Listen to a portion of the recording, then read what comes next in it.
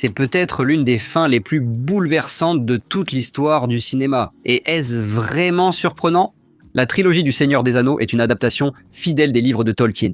Et cet homme savait vraiment comment raconter une bonne histoire. Il comprenait à quel point il serait déchirant de laisser ses lecteurs sur la mort d'un homme complexe et attachant comme Boromir à la fin de son premier livre, n'est-ce pas ? Eh bien, pas tout à fait. La situation est plus complexe, et nous devons davantage à Peter Jackson que vous ne l'imaginez. Mon capitaine. Mon roi. Quiconque a eu le courage de lire le Silmarillion sait que Tolkien peut être un peu bavard. Et cette tendance s'est retrouvée dans ses œuvres les plus connues. Lorsqu'il a écrit Le Seigneur des Anneaux, il l'a d'abord rédigé comme un seul volume très long, sans le diviser en livres. Pour réduire les coûts, son éditeur a proposé de faire du Seigneur des Anneaux une trilogie. Tolkien s'opposait initialement à diviser son épopée, qui n'était pas tout à fait une suite du Hobbit, car cela brisait sa narration. Mais il accepta finalement, faisant du Seigneur des Anneaux 3 livres, La Communauté de l'Anneau, Les Deux Tours et Le Retour du Roi. Mais la mort de Boromir, elle ne figure pas dans La Communauté de l'Anneau. Le livre se conclut par la dissolution de la communauté, où Boromir tente de prendre l'anneau à Frodon, et où Frodon et Sam fuient leurs compagnons pour partir seuls vers le Mordor. Le sort de Boromir nous est révélé au début des Deux Tours, quand Aragorn entend le corps de guerre gondorien et trouve Boromir blessé contre un arbre. Dans le style classique de Tolkien, la violence est passée sous silence, et nous sommes plutôt invités à réfléchir aux conséquences de celle-ci. Nous n'obtenons aucun détail sur le combat que Boromir a mené, mais il est criblé de flèches et entouré par une vingtaine d'orques morts. Aragorn demande des nouvelles de Frodon. Boromir avoue avoir tenté de prendre l'anneau et que Frodon s'est enfui. Peu après, lui et les autres hobbits ont été submergés par les orques. Il a fait de son mieux pour les protéger, mais ils ont été capturés. Aragorn embrasse son front, lui assure que Minas Tirith ne tombera pas, et Boromir meurt. Ce qui reste de la communauté laisse son corps dériver au fil de la rivière dans des funérailles vikings et poursuit sa route. Donc, que l'on considère le texte original unique de Tolkien ou les 3 romans publiés, il n'y avait aucune raison pour que la mort de Boromir marque la fin de l'adaptation de La Communauté de l'Anneau réalisée en 2001 par Peter Jackson. Et pourtant, elle traumatise les spectateurs depuis plus de 20 ans. Et traumatisant, eh bien le mot, le film a pris l'émotion de cette scène et l'a portée à un niveau que le livre n'a jamais cherché à atteindre. Alors, comment et pourquoi cela a-t-il eu un tel impact ? Eh bien, la réponse courte, c'est que Peter Jackson et ses partenaires créatifs, Philippa Boyens et Fran Walsh, sont de véritables maîtres dans l'art de l'adaptation. Adapter un livre ou une série à l'écran nécessite d'affiner le matériau d'origine pour créer une vraie expérience cinématographique. Il faut avoir une compréhension profonde de l'œuvre originale et n'apporter des modifications que lorsque cela est absolument nécessaire. Jackson et ses collaborateurs ont généralement abordé l'écriture de Tolkien avec une grande délicatesse artistique.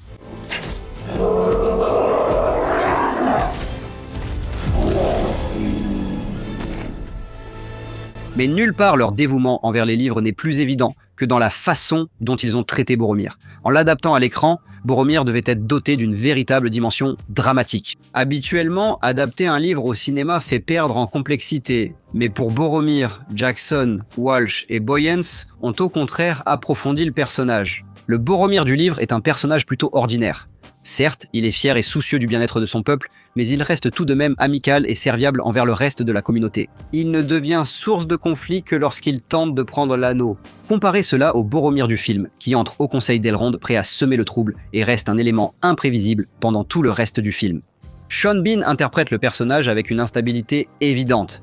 Chaque mot qu'il prononce montre clairement que c'est un homme qui vit sur le fil du rasoir. Il est sentimental, désespéré et guidé par son devoir ainsi que par son sens de la justice. Depuis longtemps, mon père, l'intendant du Gondor, retient les forces du Mordor. C'est par le sang de notre peuple que vos terres sont protégées.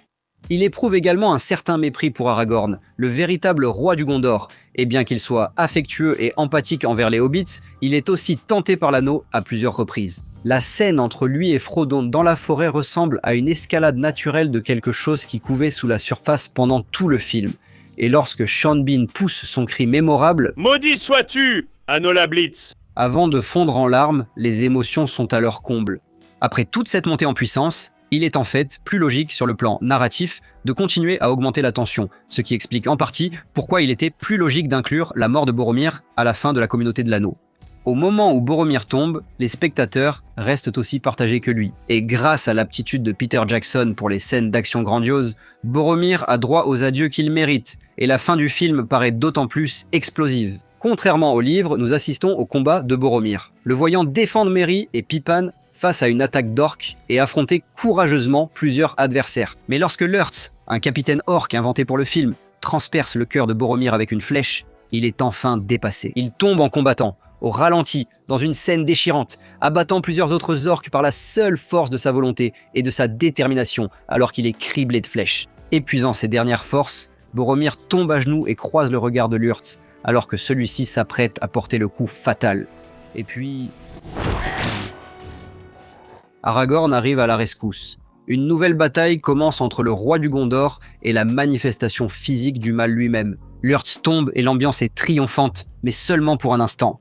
Boromir est toujours grièvement blessé, et lorsqu'Aragorn va à sa rencontre, Sean Bean et Viggo Mortensen nous offrent l'une des prestations en duo les plus mélancoliques et magnifiques jamais vues à l'écran. Nous retrouvons une grande partie des mêmes dialogues dans le film que dans le livre, mais il y a aussi quelques ajouts.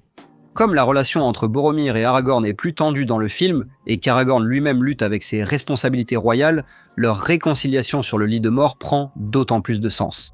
Je te le jure, je ne laisserai pas la Cité Blanche tomber. Notre peuple échoue. Ah bon. Lorsque Boromir pousse un dernier souffle tremblant et qu'Aragorn embrasse tendrement son front, tout le monde dans la salle a les larmes aux yeux. Quand le générique défile, le public garde un sentiment doux amer sur la fin de la communauté.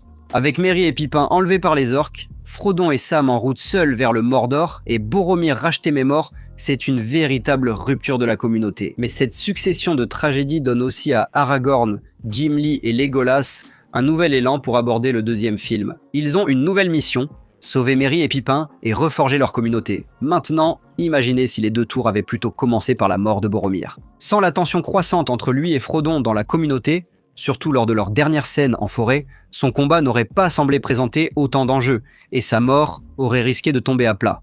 De plus, la structure serait faussée. Commencer le deuxième film de la trilogie avec quelque chose d'aussi lent et sombre aurait fait retomber l'énergie, et Jackson aurait dû travailler beaucoup plus dur pour créer de l'élan pour tout ce qui allait suivre. Tes amis sont avec toi, Aragorn. Espérons qu'ils tiennent jusqu'au matin. Cela signifie-t-il que la version de Boromir et sa mort au cinéma sont supérieures? Non. Le personnage remplit deux fonctions distinctes selon le support. Les deux versions de Boromir illustrent les bons et mauvais aspects de la nature humaine, mais son rôle dans le livre s'arrête là. Sa mort n'a pas le même impact émotionnel intense que dans le film, car elle n'essaie pas de susciter l'enthousiasme du public pour le prochain volet d'une trilogie. C'est plutôt une tragédie parmi tant d'autres. C'est plus méditatif et poétique. Jackson, Boyan et Walsh ont réussi à trouver le juste équilibre et à nous offrir à la fois du drame et de la poésie. Ils ont compris les nuances de l'adaptation de l'œuvre de Tolkien à l'écran comme aucune autre équipe créative n'aurait pu le faire. Et Sean Bean a sublimé l'ensemble avec une performance incroyable qui nous laisse encore admiratifs toutes ces années plus tard. Même si ce n'est pas fidèle à l'œuvre originale, nous sommes contents de ce changement dans Le Seigneur des Anneaux. Mais ce n'est que notre avis. À vous de nous donner le vôtre. Préférez-vous la mort de Boromir dans le livre ou le film? Dites-le nous en commentaire, aimez la vidéo et abonnez-vous à Nerdstalgique pour ne rien manquer.